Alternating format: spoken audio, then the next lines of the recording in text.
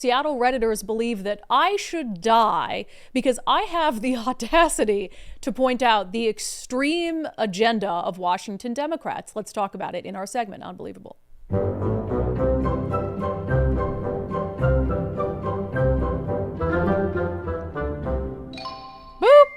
All right. I just have fun with this. And I think it shows that, how do I even put this?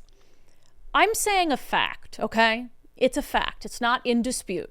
So as we discussed on the show, and as we broke the news on the show, now 28 Washington State Senate Democrats are pushing a constitutional amendment that would result in allowing abortions up to birth in Washington State and gender surgeries for kids of any age in Washington State with no restrictions whatsoever and no parental consent or notice. That's just a fact. Again, I'm not really here to debate it with anyone.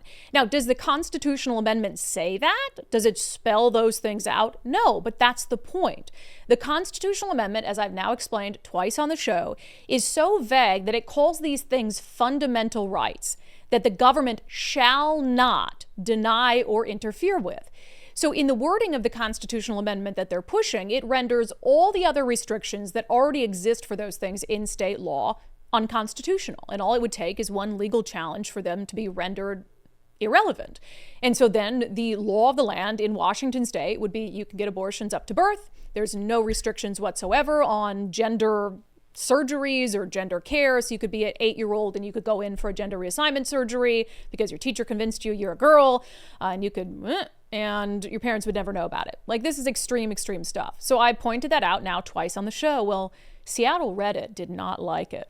They did not like it one bit. And they think I should die, or rather that I should be aborted post-birth 36 years later, because I am daring to point out truths about the Washington State Democratic Party. Here's the thread on Reddit. Has since been deleted. I don't know why they deleted it. Brandi Kruse spreading more lies online. She really needs to shut the F up. Okay, that's direct, right? That's direct.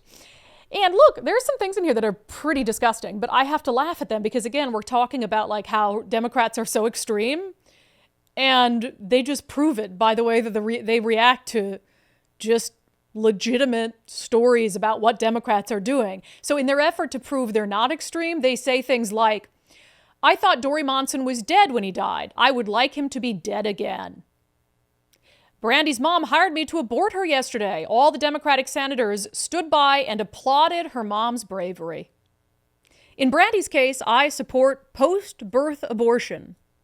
There were quite a few people who upvoted that one.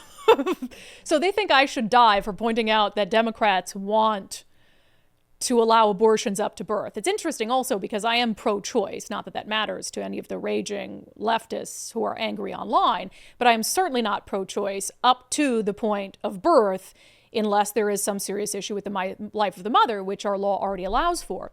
But this was also this fascinating insight into how the minds of leftists work.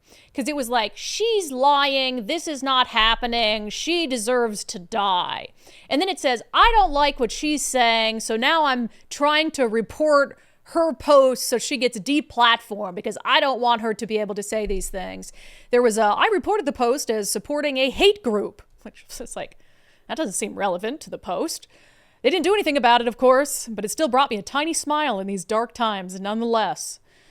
Jason Domber, here's the downside. You can't report her for disinformation because that's not a thing on Facebook, Twitter, or anything anymore. But on the plus side, you can't call her horrible names and not get banned for bullying. So I think that's a plus. So the plus side is they can call me horrible names and not get banned for bullying, which, I'm all fine with. I've been called horrible names before. But here's the piece de resistance. So it's like, Brandi's a liar. She's lying, she deserves to die. She's lying, let's deplatform her. And then the best part is, they're like, even if she weren't lying, we actually do support that. So all these Redditors were like, okay, even if she's not lying and Democrats do support abortion up to birth, so do we. So we actually think that's pretty cool. There was a few who were like, God, I wish Democrats were that based. Which senators? I want to make donations. Based. List their names. I'm going to go on a donation train. Lies? What do you mean? Our whole agenda is wanting every woman to receive an abortion at 40 weeks and every 5-year-old to undergo sex change surgeries, which maybe they were being sarcastic, but that is their entire agenda. There were so many comments on there. They were like, Brandi's a horrible person for saying this. I hope she dies. But even if it is true, we actually do support abortions up to birth, and that's a really based agenda for the Democrats. So it just totally tells on themselves. I also had to say, Nicole, the one thing that did hurt my feelings that Daryl was correct about. Uh-oh. They made fun of my hair and makeup. Oh. First of all, I'm not a supermodel. I'm not going to be the next Miss Universe. Low blows. But my hair and my makeup are flawless. I think the real problem is my hair isn't purple, pink, or blue. That's probably it. And then as far as my makeup, I'm not androgynous enough for them. There you go. They want everyone to look completely sexless. They want everyone to look like a they, them. And I'm just not quite hitting that mark for them.